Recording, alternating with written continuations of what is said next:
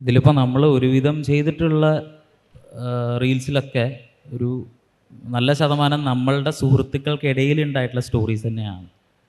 അപ്പോൾ അതുകൊണ്ട് നമുക്ക് വേറെ കണ്ടൻസ് തപ്പി പോകേണ്ടി വന്നിട്ടില്ല. പിന്നെ ഒരു പോയിന്റ് കഴിയുമ്പോൾ നമ്മൾ വിചാരിക്കും ഓക്കെ നമ്മളുടെ ഒരു സ്കില്ല് ഷോക്കേസ് ചെയ്യാനുള്ള ഒരു സ്പേസ് കൂടിയാണ്.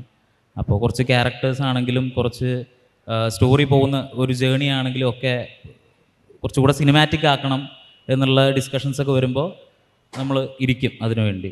അപ്പം അധികവും റിലേറ്റബിൾ ആവുന്നത് നമ്മളുടെ ഇടയിൽ കാണുന്ന സുഹൃത്തുക്കളുടെ കഥകൾ തന്നെ ആവുന്നതുകൊണ്ടാണ്. നമ്മളും ക്ലിക്കായടാ ആ ഒരു മൊമെന്റ് ഉണ്ടല്ലോ, എപ്പോഴായിരുന്നു അത് സംഭവിച്ചത്? ഏത് വീഡിയോയിലായിരുന്നു എടാ നമ്മളും ക്ലിക്കായി എന്നറിഞ്ഞത്? യുറേക്ക തുടങ്ങുമ്പോൾ നമ്മൾ ഇങ്ങനെയൊക്കെ ആവണം, ഇത്ര പേര് കാണും, ഒരു എക്സ്പെക്റ്റേഷൻ ഉണ്ടാവുമല്ലോ.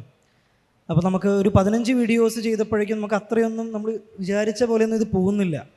അപ്പോൾ ഒരു പോയിന്റ് ഞങ്ങൾ സംസാരിച്ചോടാ, നമ്മൾ ഉദ്ദേശിക്കുന്ന പരിപാടി അല്ലേ ഇവർക്ക് വേണ്ടത്, നമ്മൾ ഈ പരിപാടി വർക്ക് ആവില്ലേ, നമ്മൾ വേറെ എന്തെങ്കിലുമൊക്കെ നോക്കണോ എന്ന് വിചാരിച്ച് ഞങ്ങൾ ആ തോട്ട് പ്രോസസ്സിൽ നിൽക്കുന്ന സമയത്താണ് ഞങ്ങൾ ലൈഫ് ആഫ്റ്റർ 25 എന്ന് പറഞ്ഞൊരു വീഡിയോ ചെയ്തു.